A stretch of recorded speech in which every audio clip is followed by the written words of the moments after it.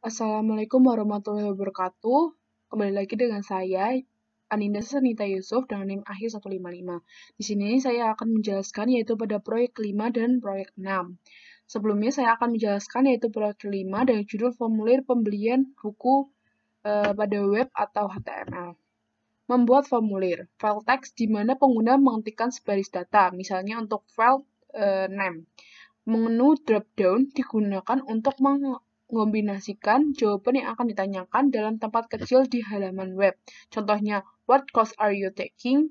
Lalu ada tombol radio yang menampilkan semua pilihan pengguna dalam satu tampilan. Contohnya, what type of book do you prefer? Lalu ada checkbox serupa dengan tampil radio, tetapi pengguna itu dapat memilih satu pilihan ataupun lebih. Seperti contohnya ada what else would you like? Lalu ada kotak teks digunakan untuk mengisi komentar. Lalu ada tag-tag dalam membuat web, yaitu pertama HTML, sama seperti yang sudah dijelaskan pada proyek 3 dan 4. Lalu ada head dan body. Untuk HTML itu, Hypertext Markup Language adalah salah satu syarat untuk membuat web, untuk mendefinisikan root dari suatu dokumen HTML. Lalu ada head, yaitu digunakan untuk memberikan informasi tentang dokumen tersebut. Dan untuk body atau badan tubuhnya itu digunakan menentukan bagaimana isi suatu dokumen ditampilkan di website. Isi dokumen tersebut dapat berupa teks, gambar, animasi, link, dan sebagainya. Ini ada berikut langkah-langkah untuk membuat formulir pembelian buku web atau HTML. Untuk langkah pertama, kita klik Start pada pojok kiri bawah. Lalu kita pilih Notepad, sama seperti kita membuat Notepad yang pada proyek ketiga ya. Maka akan keluar tampilan seperti ini, yaitu tampilan Notepad. Setelah muncul tampilan seperti di atas, maka langkah selanjutnya adalah memasukkan kode HTML sebagai salah satu syarat untuk membuat web dan mendefinisikan root dari suatu dokumen HTML. Ini adalah dari HTML untuk membuat judul HTML. Langkah selanjutnya itu membuat judul formulir dengan memasukkan kode-kode HTML. Lalu akan keluar tampilan seperti ini, judul HTML atau web. Langkah selanjutnya membuat kolom nama dan alamat email.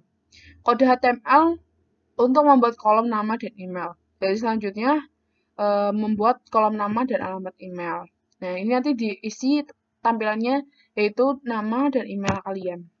Lalu selanjutnya yaitu langkah membuat menu drop down, yaitu kode HTML untuk membuat menu drop down.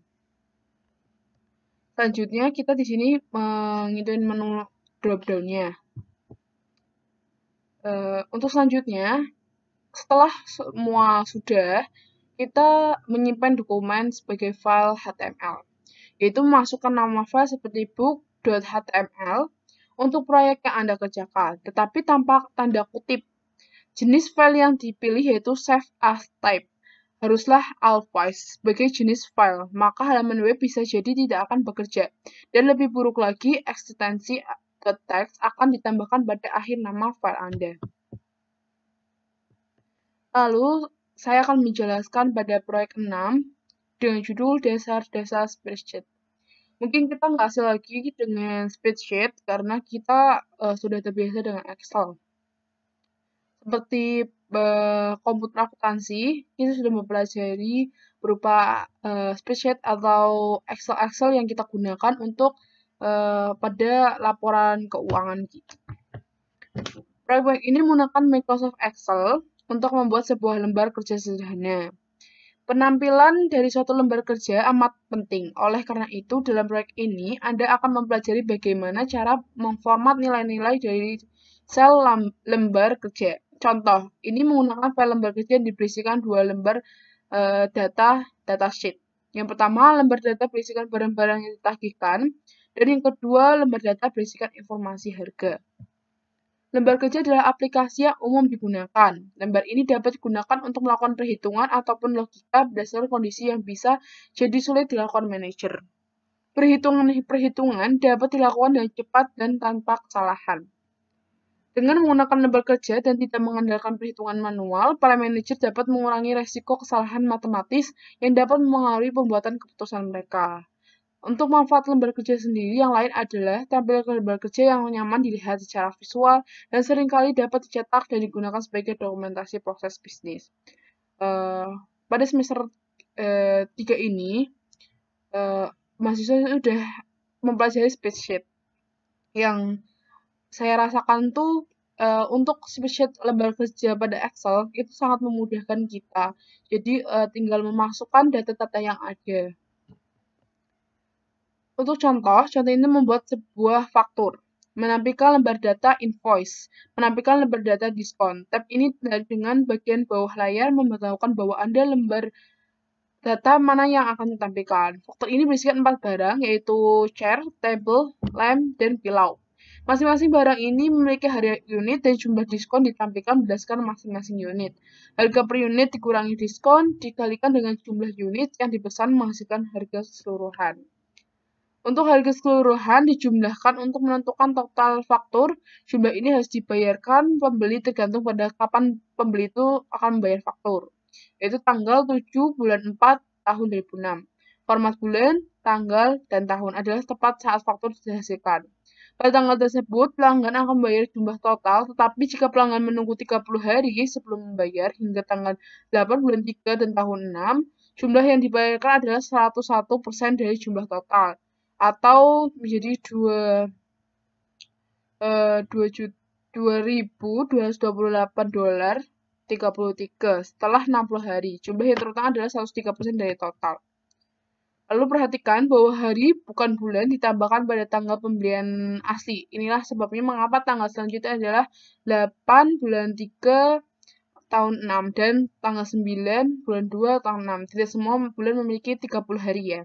Sel-sel lembar kerja pada lembar invoice diformat sedemikian rupa sehingga menarik secara visual. Sel-sel pada lembar data diskon telah dibiarkan pada format aslinya karena pengguna umumnya tidak melihat lembar data ini.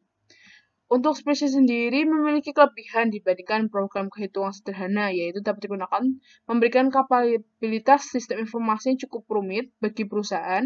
Oleh karena itu, lembar kerja sebaiknya berbentuk formulir yang membantu dalam pembuatan keputusan.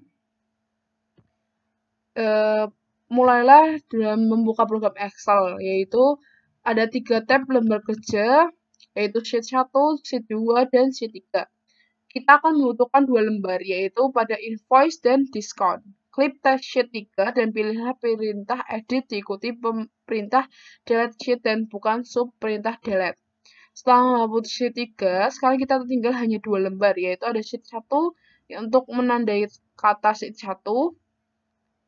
Jadi kita klik 2 kali pada sheet 1, lalu kita delete dan hapus nama sheet 1 itu dan digantikan dengan ketikan invoice.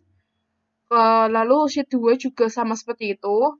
Diklik 2, kita hapus dan ketikkan diskon.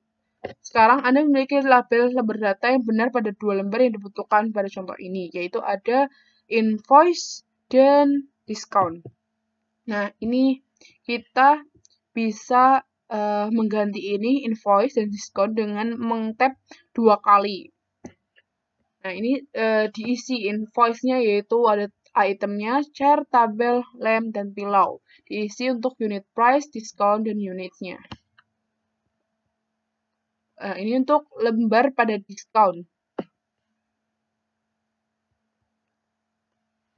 Lalu kita bisa membuka lembar kerja baru seperti ini. Jadi tadi kan aslinya ada 3 sheet, kita bisa menghapus sheet ini, lalu sisa 1 dan 2, dan kita ganti dengan invoice dan diskon. Sekian dari saya, mungkin banyak kekurangan. Billahi taufiq wal hidayah. Wassalamualaikum warahmatullahi wabarakatuh.